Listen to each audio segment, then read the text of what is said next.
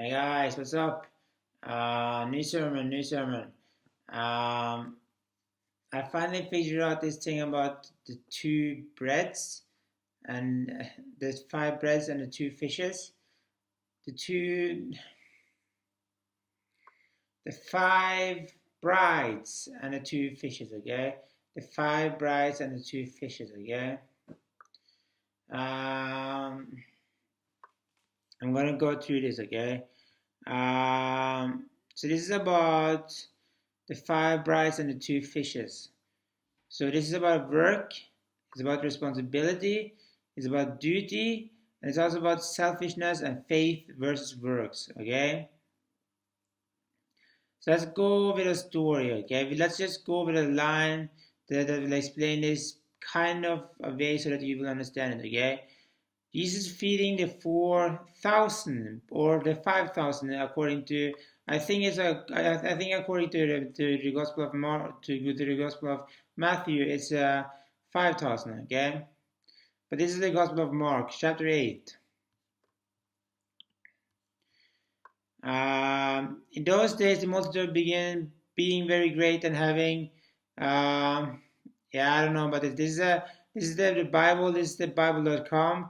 Bible.com. This is a very misleading website. It's following a misleading Bible quotation. Not Bible quotation, but a Bible message. They will always highlight the wrong messages. They will always highlight the wrong things, and it's been very misleading. Okay, let's go with this. Okay. And having nothing to eat, Jesus called his disciples unto him and said unto them, I have compassion on the multitude, because they have now been with me 3 days and have nothing to eat. And if I send them away fishing, and if I send them away fasting to their own houses, they will faint by the way, for divers of them, I don't know, for divers of them came from far. I don't know what this means, okay? This is probably some misleading sexual message or some perverted sexual message, okay? And his disciple answered him, from whence can a man satisfy these men with bread here in the wilderness? And he asked them, how many loaves have ye? And they had said 7. I thought it was like 5 breads and 2 fishes in one of these gospels, but it's probably in Matthew, okay? As on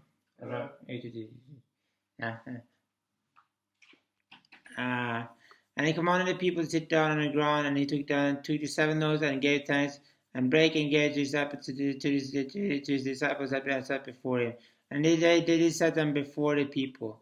I think, and they had a few small fishes, and they blessed, and he commanded to set them also before them. I think this is according to the Gospel of Matthew, okay? The 5 breads and the 2 fishes, okay? That's probably more in the Gospel of Luke or in the Gospel of Matthew, okay? But this is the Gospel of Mark, okay? Just to compare it, okay? Just to compare it, okay? Now let's go to the book of Jonah. The book of Jonah is about a guy that was very rebellious against God. He didn't want to do what God told him to, and God punished him a little bit, and then he pushed him where he was belonging, and he went where he belonged, and he did what he was supposed to do, okay? So you got first the story of the 5 breads and 2 fishes, which were handed out to the people by miracle, and it was given to them just because they were hungry, okay? Just because they were hungry, not because they worked or because they did something responsible or like something big or great. It was just because they were hungry, okay? And Jesus gave it to them, okay?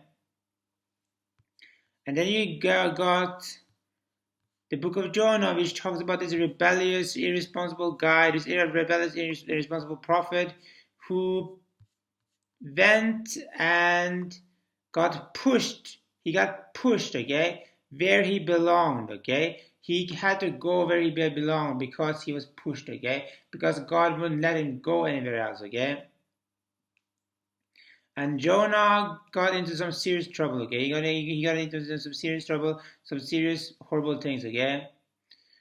the sign of Jonah, the Gospel of Luke, chapter 11, 29-30.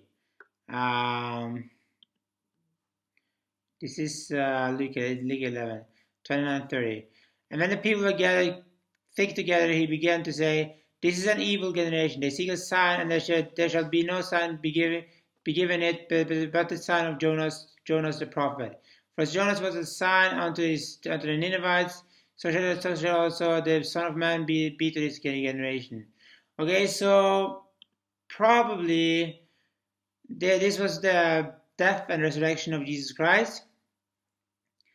And Jesus also said in somewhere else that this generation will never believe if they don't see signs, okay? And he did a lot of signs.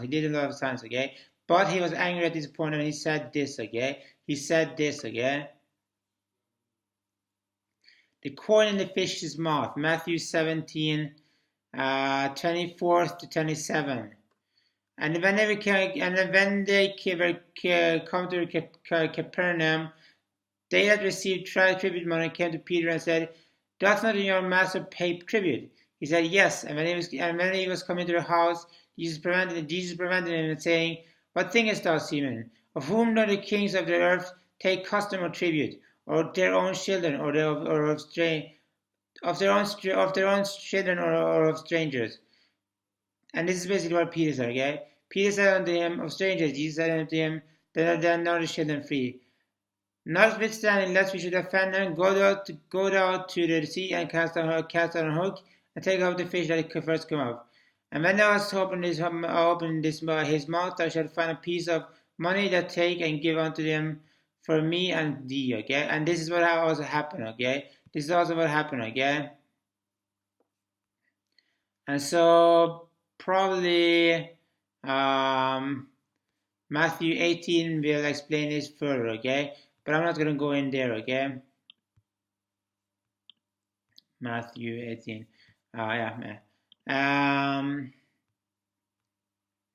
So there's basically two fishes, okay?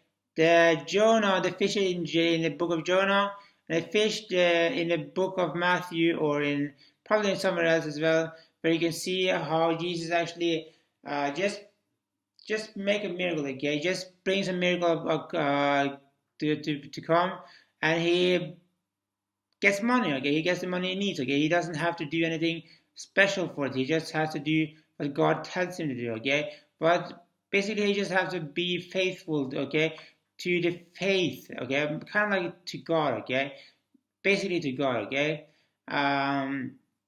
He's faithful to God through faith, and God just pushes him wherever he goes, and he gets to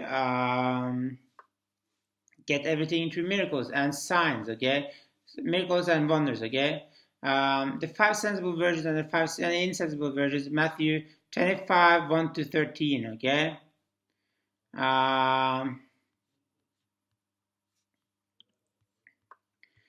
Okay, you know the story, okay? This is about five sensible virgins that kept oil in the lamps, and five insensible virgins that did not keep oil in the lamps. And the five insensible virgins, they all fell asleep. When the bridegroom comes, he brings the five sensible virgins in, the one with the oil in the lamps, and the five insensible virgins he pushes out, okay? The five insensible virgins he leaves on doorstep, crying for